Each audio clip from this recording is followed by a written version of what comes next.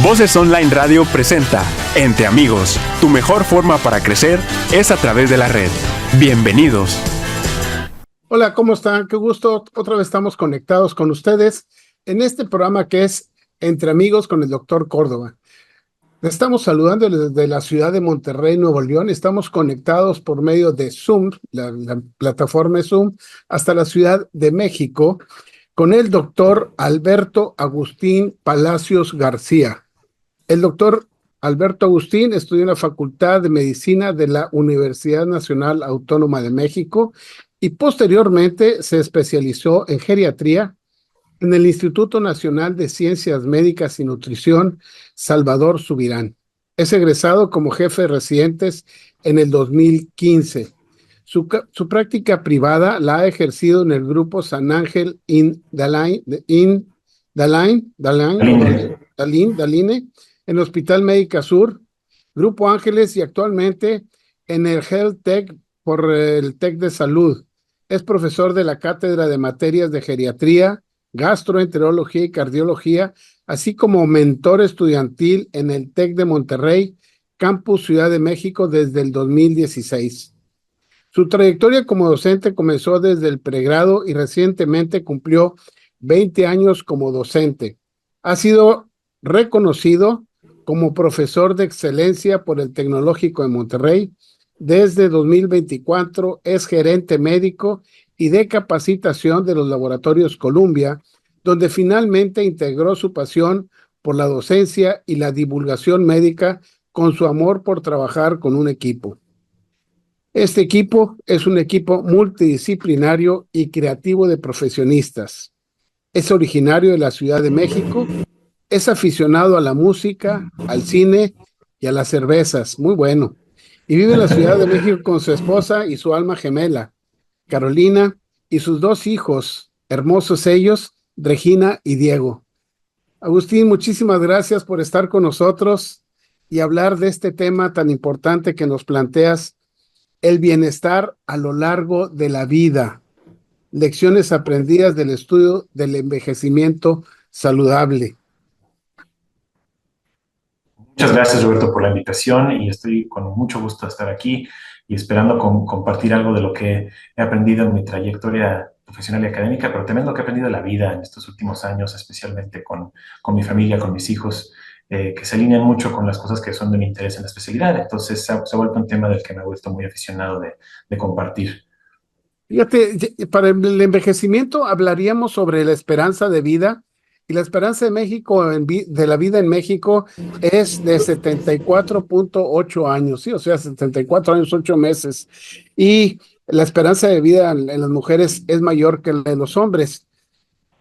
Entonces, para llegar a esta etapa, ¿qué es un envejecimiento saludable? ¿Qué tipos de envejecimientos habría? ¿Saludables, enfermos, patológicos? Es justo un muy buen punto de partida este de la esperanza de vida, porque tenemos que tener claro que el concepto se refiere a alguien que nace el día de hoy. O sea, si hoy nace un bebé, lo mínimo que esperaríamos que viviera son 74.8 años. Pero cuando llega a esa edad, entonces entra en lo que en geriatría nos interesa más, que es el concepto del envejecimiento dinámico la esperanza de vida dinámica, ¿no? O sea, si tú ya llegaste a los 74 años, muy probablemente ya superaste a algunos de tus congéneres que por enfermedad, accidentes, violencia, etcétera, ya no llegaron a esa edad. Entonces tú ya de por sí, simplemente por haber llegado a esa edad, tienes una probabilidad de vivir muchos más años, no de llegar a los 74.8 y fallecer, ¿no? Entonces, la gente que llegó a los 70 años, normalmente se espera que vivan al menos hasta los 85. Y si tú llegas a los 85, lo esperable es que llegues hasta los 95, más o menos. Y si llegas a los 95, lo esperable es que llegues hasta los 100 o como 5 años más. Si llegas a los 100, a lo mejor como 102, 103. O sea, el número se va reduciendo conforme alcanza ciertas edades, pero ciertamente una persona que llega a viejo, o sea, una persona que hoy en día tiene 74 años, podría esperar vivir por lo menos hasta como los 85, ¿no? Entonces, esto tiene que ver mucho con justamente qué hizo a lo largo de esos 74 años de vida para llegar más o menos intacto, o sano o saludable a esa edad. Y entonces, el concepto que hoy en día maneja la Organización Mundial de la Salud es justamente el de envejecimiento saludable. Que si bien a mí no me encanta, no es mi favorito, porque pareciera que sí, es una meta a la que vamos a llegar. Cuando realmente, ¿qué pasa cuando ya llegaste a ser saludable y que dejas de vivir o dejas de procurarte, cuidarte y demás? A mí me gustó siempre más el término de envejecimiento activo, que comprende esta idea de que empezamos a envejecer desde el día que nacemos, ¿no? Entonces, toda la vida estamos pudiendo hacer actividades que son en pro de nuestra salud o en deterioro de nuestra salud. Y si nosotros toda la vida activamente estamos buscando estos comportamientos, estos hábitos efectivos, entonces podemos alcanzar un envejecimiento que sea cada vez más saludable, ¿no? En cambio, cuando empezamos a fallar cuando hacemos malos hábitos, cuando tenemos un envejecimiento patológico, pues entonces podemos fallecer mucho antes de lo que esperaríamos, o tener, como lamentablemente es para el promedio de los mexicanos, 5 años de vida antes de fallecer, en donde pasamos con algún grado de discapacidad. O sea, esa es la realidad para la mayor parte de los mexicanos, que 5 años antes de fallecer vamos a tener mala calidad de vida. Y eso es un promedio, o sea, hay gente que vive más años que eso, incluso con algún grado de discapacidad anterior. Entonces, si no empezamos a cuidar nuestra salud desde que somos jóvenes, alcanzar un envejecimiento saludable se vuelve algo muy, pero muy difícil. Pero la buena noticia es que esto no es tan difícil de hacer como pensaríamos, ¿no?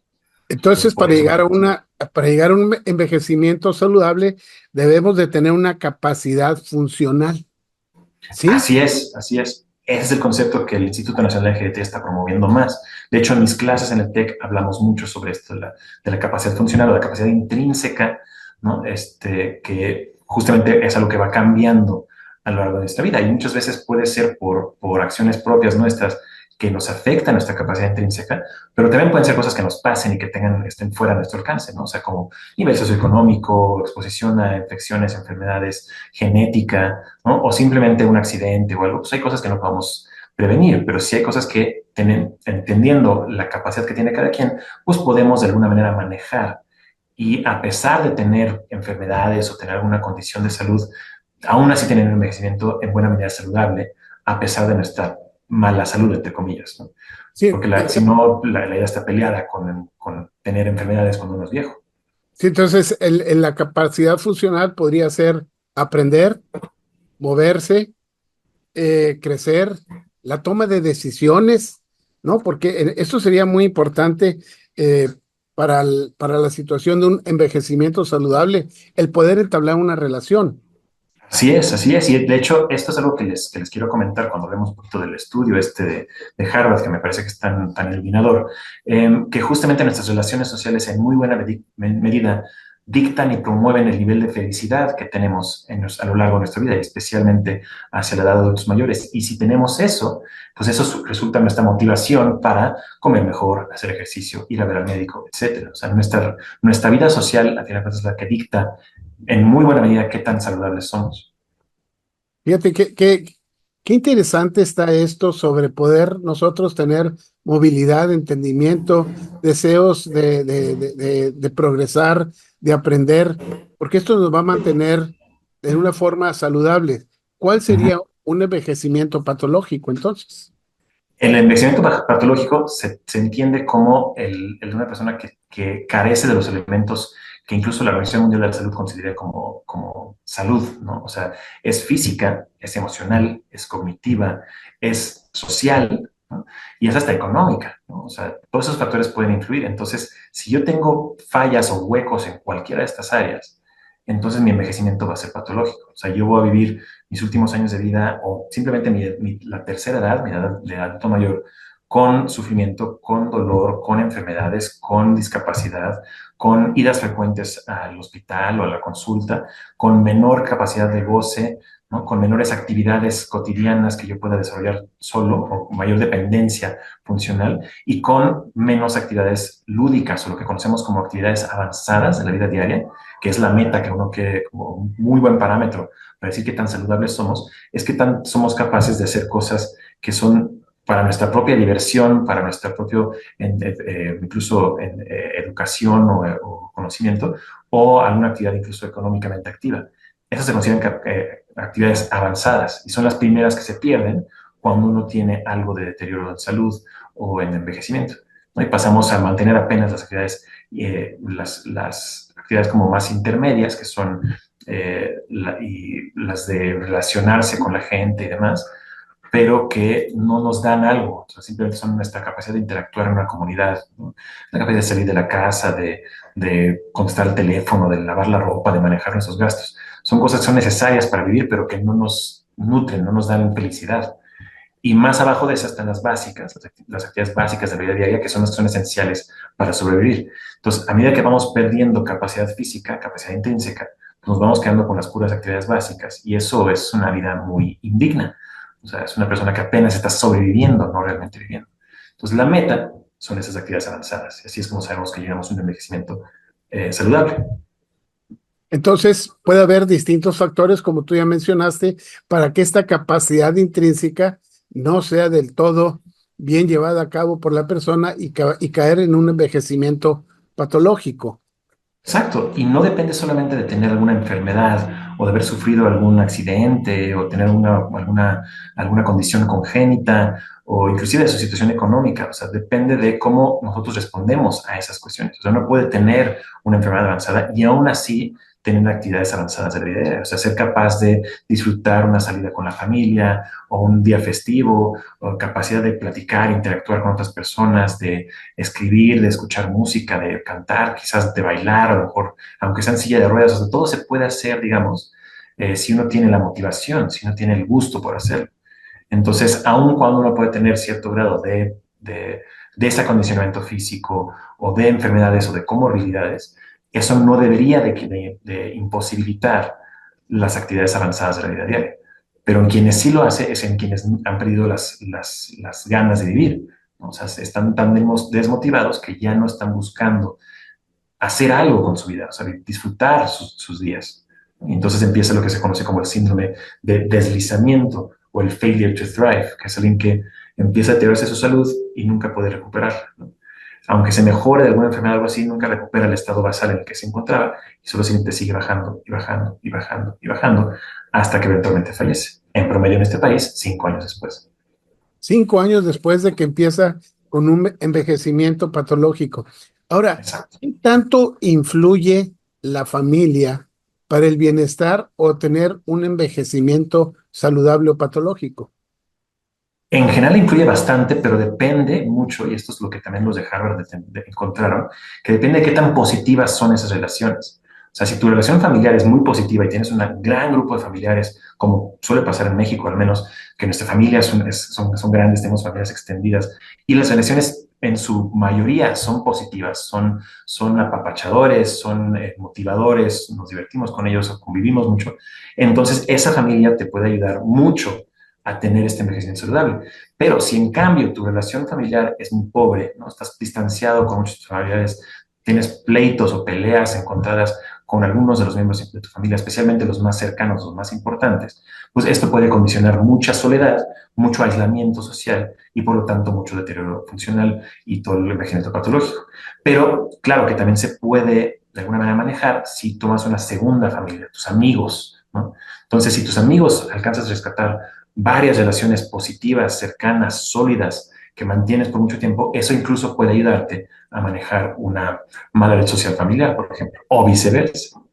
Entonces, aquí estarían los estigmas de lo que vendrían siendo del viejismo y la percepción del envejecimiento como algo indeseable en algunas ocasiones.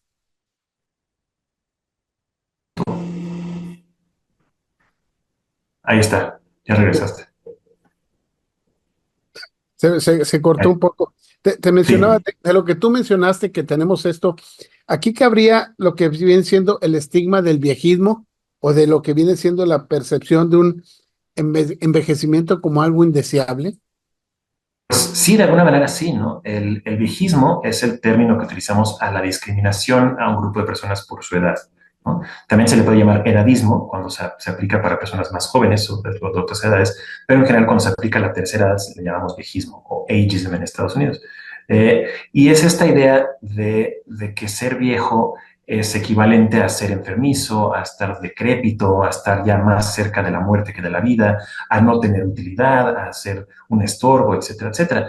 Y es una idea que no tiene fundamento científico más que la percepción que se generó a principios del siglo XX de que envejecer era malo porque empezó el culto por la belleza, por la juventud, por la riqueza y por lo efímero, exclusivamente en el siglo XX. Antes del siglo XX, los adultos mayores eran vistos como algo, personas a venerar, personas valiosísimas para la sociedad, que ofrecían mucho en prácticamente todas las culturas alrededor del mundo.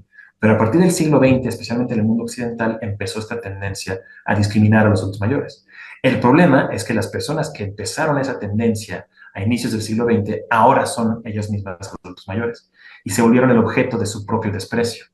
Entonces los adultos mayores se ven en el espejo y miran a una persona que no quieren ser. Miran sus arrugas, miran sus enfermedades, miran simplemente su avanzada edad y ya no quieren ser esa persona. Entonces el viejismo es el único, es más bien los adultos mayores son la única minoría que se autodiscrimina y eso lo vuelve un problema más grande. Entonces, uno de los esfuerzos más grandes que tenemos hoy en día en la geriatría es quitarles esta idea de que envejecer es malo, sino que todo lo contrario. Esta es la década del envejecimiento saludable, 2020-2030, ¿sí? Ahora, Así es. dentro de esta década, ¿qué sería la U de la felicidad? El cambio del paradigma del envejecimiento. Exacto, como bien mencionas, nuestro gobierno, el Instituto Nacional de Geriatría, encabezándolo, le estableció como el 2020 al 2030 la década del envejecimiento, donde estamos buscando hacer más impacto a nivel de políticas públicas para que el paradigma del envejecimiento cambie a ser uno favorable, ¿no? Entonces, en este sentido existe el concepto de la U de la felicidad, que no es un concepto nuevo, de hecho es bastante viejo, pero rompe todos los paradigmas porque va en contra de esta idea de viejismo que todos tenemos. Y se basa simplemente en visualizar una gráfica de nivel de felicidad, por un lado, contra las diferentes etapas de la vida en el eje de las ejes, ¿no? Entonces, niñez, adolescencia, adulto joven, adulto mayor. Y la mayor parte de la gente hoy en día considera que esa gráfica es una pendiente que alcanza su pico cuando somos niños y solamente va bajando lentamente al principio, después de manera muy pronunciada, hasta llegar a la muerte en los adultos mayores. Entonces piensan que toda la felicidad va disminuyendo. Y lo que se ha averiguado y se ha replicado en múltiples estudios sociales a lo largo del mundo es que esa gráfica más bien tiene forma de U.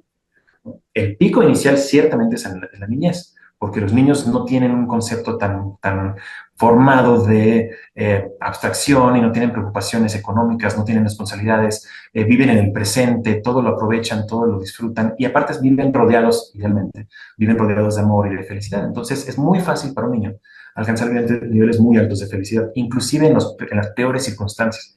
Solo hay que ver videos de niños en zonas de guerra y en lugares como África y todo, donde a pesar de estar viviendo en lugares muy tristes, ellos siguen jugando y son felices y conviven y hacen. Entonces, esta capacidad se va perdiendo un poquito conforme avanzamos en nuestra madurez intelectual y emocional, llegando a que el punto del adulto joven es cuando estamos generalmente más abajo, estamos en el valle de esa gráfica, porque tenemos más responsabilidades, porque tenemos personas que dependen de nosotros, porque ya tenemos más conceptos de planeación, más conceptos de futuro, ya no somos tan ingenuos, ya sabemos la diferencia entre el bien y el mal y que no todo el mundo que nos saluda son buena gente y todas estas cosas que uno aprende a la mala a lo largo de la vida, pues se hacen manifiestos, pero se agrega el concepto del temor existencial. En la edad de adultos jóvenes es cuando más nos damos cuenta de que la vida es finita y que tenemos ciertos objetivos que queremos alcanzar, personales, profesionales, emocionales, etcétera, y que tenemos cada vez menos tiempo para hacerlo. Y en esta época es como estamos trabajando más, estamos más ocupados y sentimos que el tiempo se nos escapa entre los dedos. Entonces, encima de que sabemos que vamos a llegar a morir y que no queremos que ese día llegue tan pronto, sentimos que no nos alcanza el tiempo que tenemos ahorita para vivir esta vida, ¿no? Entonces es la etapa, aunque esté llena de momentos muy felices y que los matrimonios y que los hijos y demás, en promedio estamos más preocupados, más estresados, más nerviosos. Pero cuando llegamos a ser adultos mayores, pasado la edad de la jubilación típicamente, entonces alcanzamos el mayor grado de madurez emocional e intelectual. Ya pasamos por esa etapa donde queremos todo y queremos crecer y empezamos a aceptar la realidad de lo que sí alcanzamos a hacer y del mundo que nos tocó vivir y de las situaciones que enfrentamos.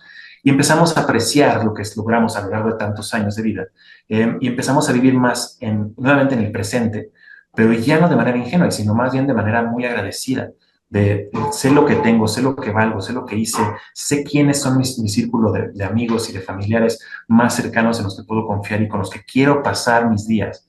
Entonces se vuelve una búsqueda por aprovechar el tiempo, por disfrutar de las cosas. Y ya dejamos ir todas estas cosas de lo que iba a ser, de hasta dónde iba a alcanzar en el trabajo, de cuánto iba a ganar de dinero. O sea, ya lo que se logró, se logró. Entonces empieza uno a subir en esa curva y se vuelve el segundo pico de felicidad, que es justamente en la de los adultos mayores. Los adultos mayores pueden ser tan felices como cuando eran niños, si se lo proponen, si lo entienden y si dejan ir estas cosas, ¿no? Entonces, para eso hay que entender pues, qué necesitamos en estas edades para no caer en un envejecimiento patológico y entonces errar en esta curva que tenemos la posibilidad de ser más felices y más bien quedarnos tristes o quedarnos en esta etapa más abajo por cosas externas o por cosas que ya no deberían de tener tanto valor. Entonces, el programa, lo que estamos tratando de hacer es que la gente entienda que envejecer puede ser lo mejor que les haya pasado desde que eran niños y cambia completamente. Fíjate qué bien, qué bueno que dices esto. Estamos hablando que para toda la gente que nos está viendo, estamos hablando con el doctor Alberto Agustín Palacios García, él es geriatra y nos está dando un tema muy importante.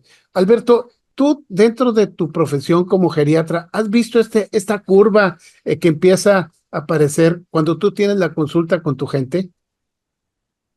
Casi en el 90, diría que en el 99% de mis consultas encuentro algún componente de esto. O sea, son personas que ya llegan conmigo muy, pero muy deterioradas de salud, ¿no? O sea, quienes llegan conmigo en una etapa todavía no tan terminal, ¿no? Que deberían de ser la mayoría. Veo esto invariablemente, nada más que ellos no son del todo conscientes de esto, ¿no? Pero me doy mucho cuenta cuando se les hace una pregunta que es parte de una clasificación o una encuesta para ver si hay síntomas depresivos. Es el Geriatric Depression Score, que tiene muchas vertientes, pero la primera pregunta, en todas las variantes que tiene, es, en general, ¿está usted satisfecho con su vida? O sea, esa pregunta así de pesada y así de profunda es la con la que empieza la encuesta. Y no he encontrado una sola persona, por más deprimida que esté, que me haya dicho que no está satisfecho con su vida.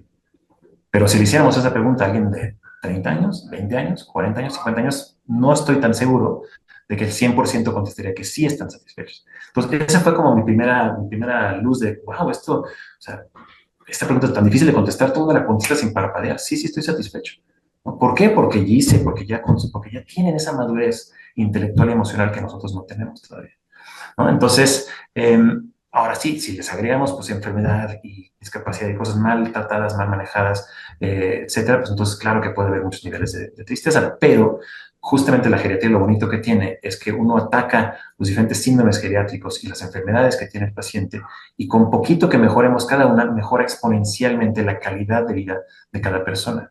Eso es en realidad lo que más me gusta en mi especialidad, o sea, que de manera muy, muy integral causas un impacto desde la primera consulta, simplemente porque los escuchaste o que les diste luz al final del túnel, empiezan a mejorar, ¿no? Aun cuando tengan todas estas limitantes físicas, emocionales o hasta cognitivas, ¿no? O sea, siempre se puede hacer algo, porque partimos de esa curva de la U de la felicidad, que ellos van para arriba y no para abajo. Fíjate, y sobre esta curva que tú hablas, entraría aquí, por decir así, el Harvard Study of Adult Development, ¿sí? Uh-huh. Sí, sí, este estudio que a mí me encanta y que creo que es valiosísimo que la gente lo conozca, hay múltiples cosas en internet, hay una TED Talk muy buena del el entonces director de ese proyecto, que era el cuarto director. Es un estudio que inició en 1938 en la Universidad de Harvard en Estados Unidos, ahí en Boston, y que sigue hasta la fecha, o sea, va a llegar a los 100 años y probablemente más, ¿no? O sea, cuando se hizo esa TED Talk, el director Robert Waldinger, llevaba ya el estudio 75 años. Dijeron, es buen momento como para presentar algo de los resultados preliminares. Lo que hicieron fue que tomaron a 724 hombres, en ese entonces porque eran 1938 y las mujeres como que no entraban tanto, y agarraron de dos grupos.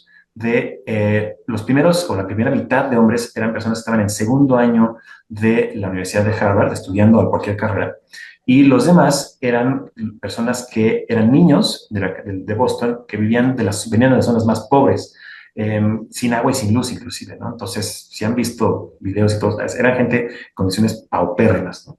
Y inicialmente, por supuesto, no eran 724 personas, eran menos y fueron subiendo en cantidad, pero los fueron siguiendo a lo largo de todo este tiempo.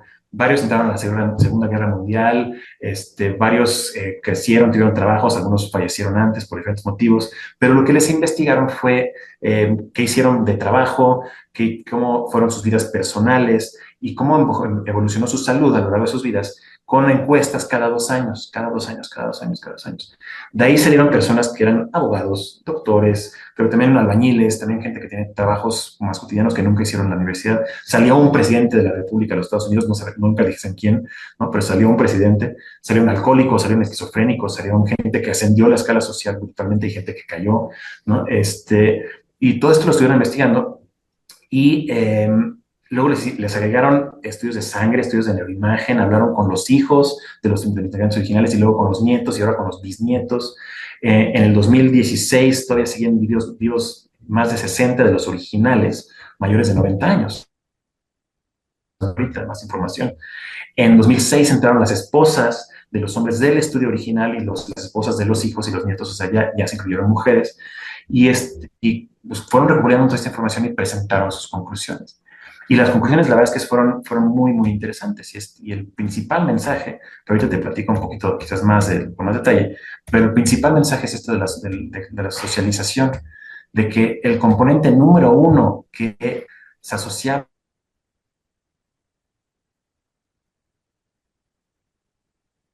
establecido con base en el grado y la cantidad de sus relaciones sociales positivas. Entonces, el mensaje fue: social connections are really good for us and loneliness kills. O sea, eso. Vamos a tener conexiones sociales positivas, es lo mejor que nos puede pasar, pero ser muy solitarios y vivir en la soledad, eso es lo que tiende a bajar más rápidamente ese nivel de felicidad. Entonces vieron que son el número, pero más que nada la calidad de esas relaciones. O sea, mientras más positivas, mientras más motivadoras, mientras más apapachadoras, mientras más profundas, aunque tuvieras 3 contra 30 superficiales, las 3 profundas son las realmente importantes.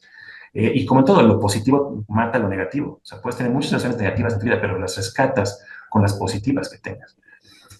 Y que no solo esas relaciones protegían nuestro estado emocional, protegían nuestros cuerpos completos. La gente que llegó a los 80, 90 años, que tenían una red social fuerte y que tenían esas cuestiones positivas, se mantenían físicamente más saludables por todo lo que platicamos. Tienen la motivación para hacer ejercicio, para comer bien, para salir, para estimular su mente, para todo. Entonces, ese estudio que sigue corriendo, lo que nos ha dicho es que somos seres sociales y lo importante es tener relaciones positivas en nuestra vida, toda la vida. Y nunca es tarde para irlas agarrando. Porque también había personas que a lo mejor fueron muy solitarias o muy sedentarias en buena parte de su vida, pero que llegó un momento donde dijeron: ya, voy a salirme de mi cueva, voy a salir al mundo, voy a conocer personas nuevas, y esa gente inmediatamente mejoró su calidad de vida, pero de inmediato, y se mantuvo. Entonces nunca es tarde para empezar, y eso también es otro mensaje que nos dio. Sí, fíjate, por eso te preguntaba yo qué tanto influía la familia, porque tú ya mencionas que en este estudio fue el hijo, la hija, la esposa, los nietos, toda esta gente participa, y si estamos hablando de países, México es es un país de unión familiar, vamos a Mucho decir, más que Estados Unidos, sí. por lo menos por lo que hemos visto, ¿no? Ajá. Ajá, entonces tenemos una buena participación para nosotros tener un alto índice de envejecimiento saludable, creo yo. Pues sí, aunque como geriatra me han tocado unas historias de terror que no me daría tiempo de contarles todas, pero sí, lamentablemente, cuando la estructura familiar se rompe, aquí en México he visto unos casos verdaderamente trágicos, donde no solo son discusiones, son verdaderas peleas, pleitos, agresiones físicas, emocionales, económicas entre diferentes miembros de la familia, de los hijos hacia los padres, de los padres hacia los hijos, de los cuñados, de las vecinas, o sea, es una cuestión que como somos muy de sentimientos a flor de piel y todo, cuando nos enganchamos, híjole, nos enganchamos duro. Y por eso es que hay que romper esta idea, entender que cultivar relaciones positivas es lo más importante y desechar esas relaciones negativas que tanto nos quitan, ¿no? Que nos quitan tiempo, nos quitan energía, pero nos quitan salud también y años de vida, años de Sí, vida saludables. simplemente a veces en tu entorno social, en tu casa, en tu vecindario, hay alguna persona que se menciona que es así como tóxica y que entorpece a todas las demás familias, ¿no? El entorno Así familiar que es. hay ahí en esa cuadra y puede ocasionar lo que tú mencionas, disturbios, enojos, distanciamientos, y esto hacer que, Duran años. sí, y es una parte tóxica que no va a ser saludable para la gente. Entonces, las conclusiones del estudio de Harvard son buenas. Las conclusiones son esas, tal cual, son tres básicamente. Las conexiones sociales son indispensables porque nos ayudan a mantenernos vivos, pero que es la calidad de esas relaciones cercanas la que importa más y que esa calidad de esas buenas relaciones hacen que nuestro cuerpo y nuestra mente sean saludables y no solo las emociones, o sea, impactan a todo el cuerpo. Si me permites, voy a mandar saludar a Fabiola Fetes Perrens hasta Paraguay. Nos escribió y le gustó mucho el programa. Gracias, Fabiola. Ahora, como recomendaciones, ¿qué recomendaciones se basarían o fueran buenas para para decir, eh, el tener un envejecimiento saludable? ¿Cuáles serían hábitos efectivos, recomendaciones, todo esto? A mí me gusta usar el término de hábitos efectivos porque, de hecho, el Instituto Nacional de Geriatría ha ido promoviendo una serie de publicaciones que iniciaron en 1995 con sus libros de hábitos efectivos para la salud del adulto mayor. Entonces, el primer libro tiene 10 de los más comunes y luego han ido construyendo sobre esos primeros 10. Pero de entre esos 10, el más importante de todos para hasta ahorita que estoy viendo todos estos temas de salud social y todo, era el del ejercicio, ¿no? O sea, hacer ejercicio físico se ha comprobado en múltiples estudios a nivel de muchos países, a nivel de todos los continentes y con cientos de miles de personas, que son lo que siempre impacta más en la salud física de las personas. O sea, hacer ejercicio de manera regular nos da tantos beneficios, tanto emocionales, cognitivos como físicos, que siempre estás arriba de las listas de factores de beneficio, pues, factores protectores para tener una envejecimiento saludable, siempre. Entonces, ejercicio, número uno. Y después de eso, en el segundo lugar, siempre, en todos los estudios, invariablemente, está el tener una buena nutrición.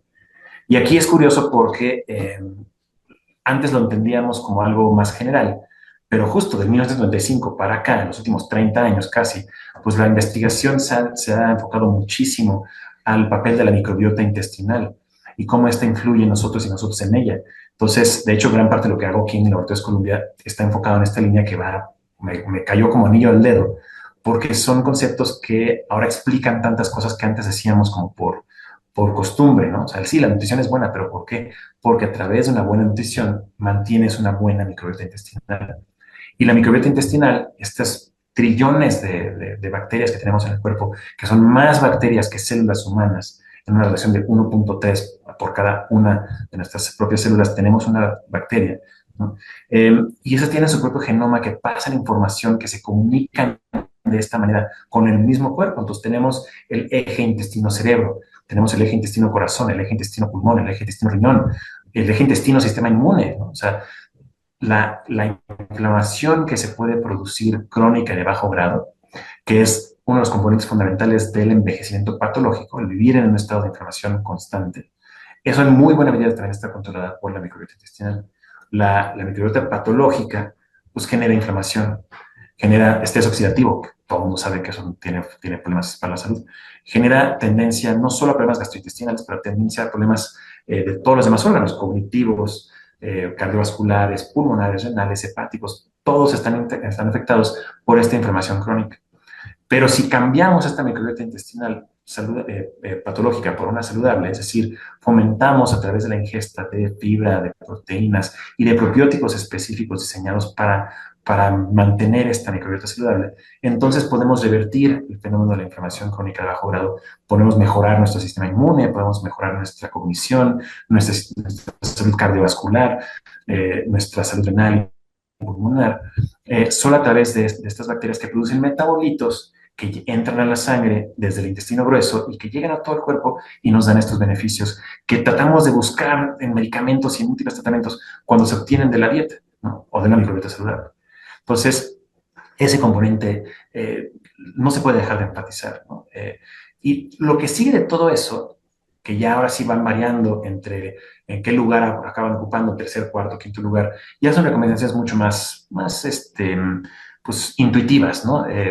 Tener una buena red social, ¿no? Acudir frecuentemente al médico, hacer medicina preventiva, ¿no? Pues todas estas cosas sabemos que nos van a ayudar.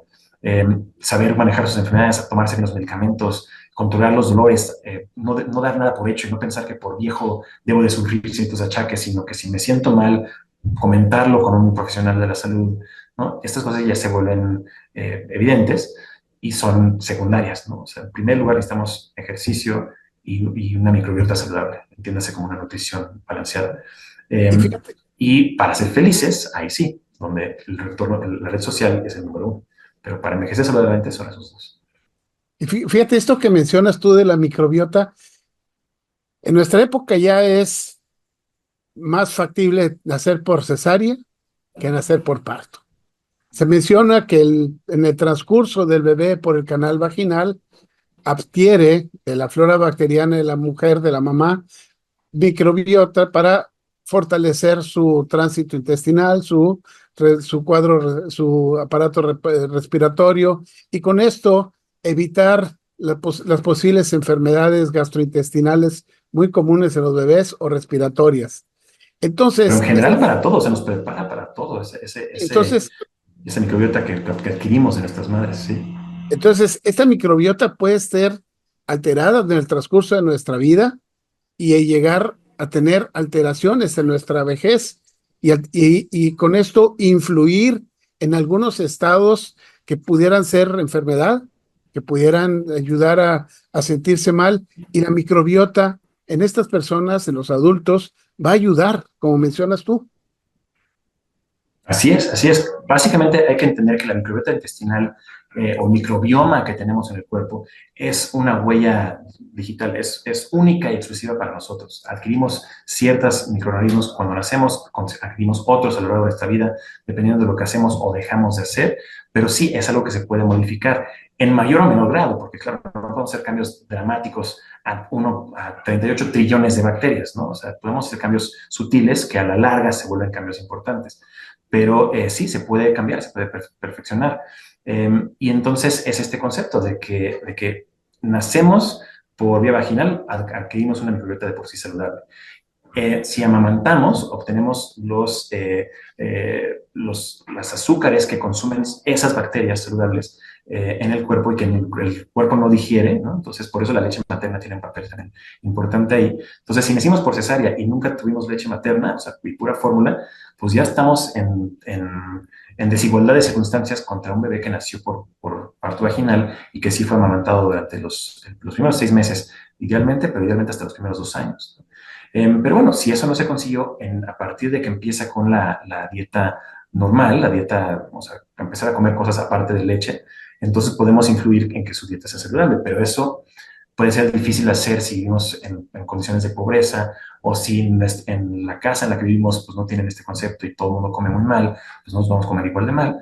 Y entonces tenemos niños que pueden ser obesos y con muchos problemas de salud desde que nacen, ¿no? O bueno, no desde que nacen, pero desde etapas muy tempranas de su infancia, contra niños que crecen muy saludables y que no tienen esos problemas, pero que pueden después agarrarlos como adultos jóvenes o como adultos más grandes, porque empiezan a volverse sedentarios, empiezan a fumar, empiezan a drogarse, empiezan a tomar alcohol, y pues, sí, revertirlo se vuelve un problema, ¿no? Entonces, por eso los probióticos han tenido ahora este papel tan importante. Bueno, la terapia microbiómica más que los probióticos, porque hay probióticos, prebióticos, postbióticos y simbióticos. No es por nada, por Laboratorios Columbia que tiene más cantidad de estos productos bien estudiados y disponibles en el mercado, y eso sí tengo que decirlo porque por algo estoy con ellos, me caen bien, ¿no? Y hacen cosas muy buenas. Pero es esta idea de que hay que saber qué terapia microbiómica consumir, en qué condición. No es nada más comer probióticos a lo loco, que se ha vuelto también una tendencia muy famosa en el mercado. O sea, si yo tengo un problema específico, es más inflamatorio, es más intestinal, es más de obesidad, es más cognitivo, es más de lo que sea, pues hay probióticos que pueden ayudar para eso específicamente, pero no es simplemente agarrar un suplemento que dice probióticos y tomárselos todos sin saber ni para qué son.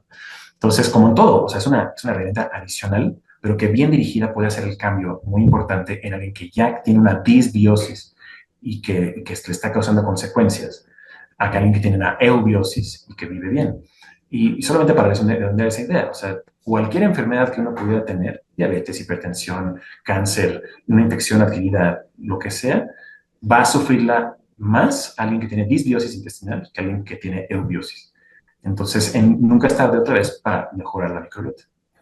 Sí, porque actualmente ya se está hablando de lo que mencionaste tú, disbiosis, por un microbioma que está alterado. Ya tenemos microbiomas a nivel de la vagina, del cérvix, del endometrio, del intestino, del oído, de la nariz, de la garganta, del pulmón. O sea, todo nuestro cuerpo tiene de tener un microbioma adecuado, establecido y bien en contraste con el cuerpo para mantenernos saludables y más en la etapa del envejecimiento, donde nuestros tejidos han disminuido su capacidad funcional, pero gracias a este microbioma nos va a hacer que nos mantengamos adecuadamente con un ímpetu para seguir administrando y metabolizando bien nuestro organismo. Creo yo que es así.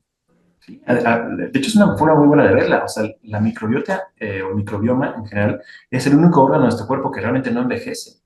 O sea, los demás órganos sufren un envejecimiento, sufren cambios que son propios de la edad, que no son lo mismo que enfermedades, claro, pero que pueden predisponer a ciertas situaciones, ciertas condiciones. Mientras tanto, la microbiota, si lo vemos como un órgano, esa sí no cambia, esa se está replicando, se están cambiando las células constantemente y no sufre un envejecimiento como tal. Sufre cambios que son parcialmente o totalmente reversibles, pero que pueden seguir siendo igual de eficaces, igual de protectoras, pues producen la misma calidad de metabolitos y demás toda la vida, ¿no? Hasta el día que fallecemos. Mientras nuestros otros órganos a lo mejor ya dejaron de ser tan eficaces en muchos sentidos, la microbiota no, esa puede seguir manteniéndose. Yo sé que tú eres alguien muy consciente y estás muy concentrado en lo que viene siendo esto de la flora bacteriana de nuestro cuerpo. Entonces, en toda la etapa de nuestra vida hay distintas formas de mantener este microbioma. Sí, sí, sí, o sea, bueno, para mantenerlo en general son las mismas indicaciones toda la vida, ¿no? O sea, es dieta saludable y es evitar inflamación, ¿no? Entonces, no hay que fumar, no hay que tomar drogas, no hay que hacer cosas que nos causen problemas, no hay que utilizar medicamentos inapropiadamente, especialmente medicamentos que puedan cambiar el pH intestinal a través del pH gástrico, por ejemplo, tomar antibióticos de manera indiscriminada, esos ya sabemos que es una fórmula para el desastre, ¿no? De hecho, cualquier antibiótico que se recete debería ir acompañado de una prescripción de un probiótico específico para prevenir esos cambios por la alteración de la microbiota intestinal, ¿no? Entonces hay cepas específicas que son mejores para esto que otras. Eh, y, pero sí, en términos generales, o sea, las formas de mantenerlo son las mismas, las formas de dañarlo también. Lo que puede cambiar más o menos es la composición. A lo largo de la vida tenemos diferentes proporciones de ciertas bacterias y de ciertos otros microorganismos que componen nuestra microbiota que son propios de nuestra edad, ¿no? Y por eso mismo también hay probióticos que son más apropiados o más útiles para personas jóvenes, para bebés, para recién nacidos, hay otros que son más útiles para adultos mayores o para adultos jóvenes, y hay unos que son útiles a lo largo de toda la vida. En Laboratorios Comunidad hay de los tres, ¿no? Porque nos interesa este concepto de One Health, o de una sola salud, donde todo está conectado. Y entonces, por eso también es que tenemos tanta diversidad de productos, ¿no? Porque sí Y, hay y, que ser específicos. y Mencionabas el entonces, tema de la microbiota vaginal, por ejemplo, ¿no? Que es un tema que está muy en estudio. Pues claro, la microbiota vaginal también tiene un importante papel y podemos modificarla a través del consumo de ciertos probióticos por vía oral también, que es algo muy curioso. O sea, porque todo esto está realmente muy íntimamente conectado. La microbiota de nuestras mascotas, por ejemplo, ¿no? O sea, los que convivimos con mascotas, estamos en contacto con otras bacterias, con otra microbiota, y eso también puede influir de manera muy positiva en nuestra salud. Los niños o los bebés que no tienen mascotas tienen otro factor de riesgo adicional de que no tienen tanta diversidad. Lo importante es tener una microbiota diversa, eso es lo más importante, pero no a través de suplementos X, sino a través de productos bien dirigidos y una buena nutrición. fíjate qué importante esto que mencionas de mantenerse saludable, con buenos hábitos y aparte mantener este microbioma en nuestro organismo nos va a ayudar a hacer todo correcto en nuestro cuerpo y llegar al envejecimiento con un envejecimiento saludable. Y como geriatra, docente y persona humana, ¿qué recomendaciones nos das? Pues ahí sí, sería repetir mucho lo que ya les dije, pero creo que lo que más me ha llevado, lo que más he aprendido es este concepto de que nunca es tarde para empezar. O sea, no piensen que porque ya tienen 40 años, 60 años, 80 años y tienen cierto grado de salud, es demasiado tarde para empezar. O sea, cuando uno se da cuenta que quiere hacer un cambio positivo en su vida, ese es el momento. eso ya hace toda la diferencia, el que sea un cambio consciente, el que digamos, ahora sí voy a cuidarme, ahora sí voy a hacer las cosas que necesito, ya sé que debo de empezar a socializar más, ya sé que debo de comer mejor, ya sé que debo de hacer mejor ejercicio, ya sé que debo ser más cuidadoso con los medicamentos que tomo y los que no tomo, ¿no? O sea, no dejar de tomar tratamientos solo porque son muchos medicamentos, por ejemplo. ¿No? O sea, hablar con mi médico, decir, ¿este medicamento realmente lo necesito? ¿Sí o no? Y si él no le puede contestar, pues buscar a un geriatra, porque eso no es para lo que nos dedicamos, justamente ayudarles a escoger sus medicamentos y a cuidar esta polifarmacia. Pero tomarlo, hacerlo consciente, o sea, nunca es tarde. Yo no puedo decir que cumplo cabalmente con todas las condiciones que les acabo de hacer, porque mi vida es algo tareana, o sea, estoy en esta etapa en la que tengo que correr para arriba y para abajo, tengo mis 2 hijos, o sea, estoy mucho tiempo con ellos, entonces, pues no hago tanto ejercicio como quisiera, a veces no como también como pudiera, ¿no? Pero lo tengo en cuenta siempre, digo, ok, pues lo que no hice hoy lo trataré de hacer otro día, y el otro día, y lo sigo, siempre tengo esa meta de hacerlo, porque es activo, porque es este envejecimiento activo, ¿no? Depende de mí, depende de que yo participe y no que espere a que me llegue un envejecimiento saludable. Yo tengo que favorecerlo, que comentarlo. Y con esta nueva oportunidad que has tenido desde el año de 2024 en la docencia y la divulgación médica como el capacitador gerente médico de la empresa Columbia, ¿cómo te has sentido? ¿Qué es importante para ti? Va a parecer que lo estoy diciendo a propósito, pero es completamente sincero. Caí en mi mero mole, o sea, estoy en donde siento que debe haber estado desde hace mucho tiempo, pero que mi trayectoria me llevó hasta acá y solo así pudo haber sido, ¿no? O sea, estoy en un lugar donde me gusta lo que hago, donde creo en lo que estamos haciendo, en la misión que hacemos, en los productos que tenemos y que vamos a ir sacando, pero también me encanta la gente con la que trabajo porque comparten esta misma misión. Es una empresa, o sea, está dentro de la industria farmacéutica, pero no es uno de los gigantes de los de Big Pharma, porque pues no, todavía somos una empresa 100% mexicana, pero con un ambiente muy de familia, ¿no? Entonces, aquí cuando uno viene a trabajar, comparte, convive, construye y aprendemos unos de los otros. Y eso es algo que a mí siempre me gustó, ¿no? O sea, lo que me encantó de la medicina en general, pero que ya en la práctica privada no había tenido tanta oportunidad de hacer a veces porque pues me tocaba ver menos colegas y más pacientes y entonces con la pandemia también nos afectó mucho y ahora que estoy aquí, que todos los días trabajo y platico con mucha gente, esto me llena muchísimo. Entonces, gracias por preguntar y de verdad es completamente sincero, ¿eh? No sé quién me esté viendo, pero es completamente sincero. Bueno, yo sé que sí, te conozco y te he visto en estos últimos años y sé lo propositivo que eres en cuanto al desarrollo de una buena concientización, de acciones adecuadas, de buen ejercicio, de cosas saludables y últimamente con esto de la Asociación de los Probióticos para la Salud, que los hemos estado viendo, que ya en todos los foros médicos se está hablando de probióticos. Y qué bueno que tú nos tocas este tema para que la gente esté consciente de que se está llevando a cabo la información adecuada para que esto repercuta en la salud tanto del niño, del joven, del adolescente y lo que estamos hablando, que es tu tema, la geriatría, de un envejecimiento saludable.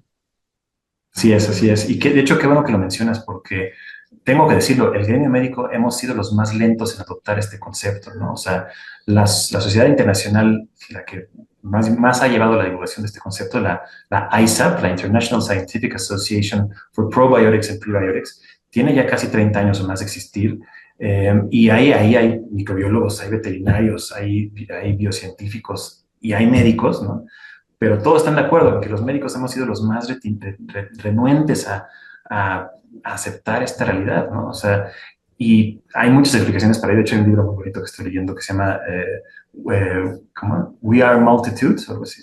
Es un periodista que recopiló información sobre el concepto, pero desde las épocas de Luis Pasteur, o sea, cuando se descubrieron las bacterias, pues, lo primero que dijeron de ellas era que eran malas, eran patológicas. Y por esas fechas también dijeron, no, pero no son todas malas, de hecho la enorme mayoría son buenas, pero el mensaje que permeó fue el de que son malas y eso retrasó la investigación como 200 años y apenas a principios del siglo pasado empezaron como a estudiarlo, pero otra vez había otros intereses, había guerras de por medio, había mil cosas y la gente no lo aceptaba, no lo aceptaba y ahora parece que estamos hablándoles de mitos o de cosas, pero tienen cientos de años de estudio, ¿no? Pero ahora sí ya la comunidad médica está diciendo, bueno, igual y Y si el microbiólogo tiene razón, y si el veterinario tiene razón, y si el ecologista tiene razón, pues sí la tienen, ¿no? O sea, hay que empezar a ver, ya hay que empezar a mirar con ojo más abierto a este concepto, porque nos va a cambiar la vida, nos va a poder hacer la posibilidad de hacer medicina mucho más personalizada, mucho más adaptable y mucho más eficaz que la enorme cantidad de sustancias que nos metemos, a veces sin indicación inclusive, ¿no? Sí, tiene razón. Y en algunas ocasiones vienen influenciados por una gran cantidad de antibióticos y lo que tenemos que hacer es restablecer la flora microbiana del organismo para que este organismo trabaje en forma normal y adecuada. Menos antibióticos, más probióticos. Los nombres también se lo dicen, ¿no? Antibiótico ya suena como algo malo. Y no. Agustín, muchísimas gracias por estar con nosotros por este tema. ¿Algo más, alguna conclusión, algún mensaje que le quieras dar a la gente que nos escucha? Pues ahorita nada más gracias a todos los que aguantaron tanto tiempo, porque sé que nos explayamos, pero yo me voy como hilo de seda. Si quieren saber más, con mucho gusto me contestaré dudas y preguntas porque son temas que me apasionan y dan todavía para mucho más de qué hablar. Pero si nos aguantaron hasta ahorita, gracias. Ya hicieron un cambio positivo en sus vidas seguramente y a la orden. Redes sociales, ¿tienes alguna red social? Sí, principalmente estoy en LinkedIn porque en mis redes sociales las he tratado de mantener un poquito más personales. O sea, tengo Instagram, me pueden buscar por ahí, tengo Facebook. En Facebook estoy como geriatría especializada, doctor Alberto Palacios, pero ya me meto mucho menos. La verdad es que mi principal ahorita red social para profesional es LinkedIn. Ahí me encuentran como Alberto Palacios, Alberto Palacios García y aparezco. LinkedIn. O a través de Laboratorios Columbia también me encuentran, porque estoy vinculado con el... En Laboratorios Columbia también te localizan. Sí, pero desde LinkedIn, o sea, ahí se pueden comunicar conmigo, van a encontrar mi correo, van a encontrar algo más de información, o sea, ahí es donde estoy más activo actualmente. Doctor Chi Palacios, así vienes en LinkedIn. Esa es como aparezco bueno, sí, de hecho sí, todavía lo que dice en LinkedIn, sí es cierto. Un rato hice un intento de ser influencer, y me puse Chip Palacios, toda la vida me han dicho Chip, mi familia, mis amigos, muchos de mis pacientes, entonces me han dicho que es un nombre que no es difícil de olvidar, entonces con mucho gusto sí me pueden decir. Soy el doctor Chip Palacios, me llamo Alberto Agustín, que son los nombres de mi papá y de mi abuelo, pero Chip es el que es más fácil de recordar, sí, con mucho gusto. Qué bueno, muchísimas gracias, Agustín. Gracias a todos ustedes que nos han estado escuchando. Y les recuerdo, este programa se transmite siempre a las 12 del día, todos los martes, por el canal de Entre Amigos con el Doctor Córdoba en Facebook y en YouTube. Si llegas a YouTube, danos un me gusta y si te quieres suscribir para que todas las semanas estén llegando a ti estos programas. Muchísimas gracias. La campanita, para que suene. La campanita, sí. Muchísimas gracias, Agustín. Que tengas un buen día. Gracias a todos ustedes. Nos despedimos. Hasta pronto. Igual, gracias, Roberto, y gracias a todos ustedes. Saludos. Voces Online Radio presentó Entre Amigos. Tu mejor forma para crecer es a través de la red. Escúchanos en la próxima emisión.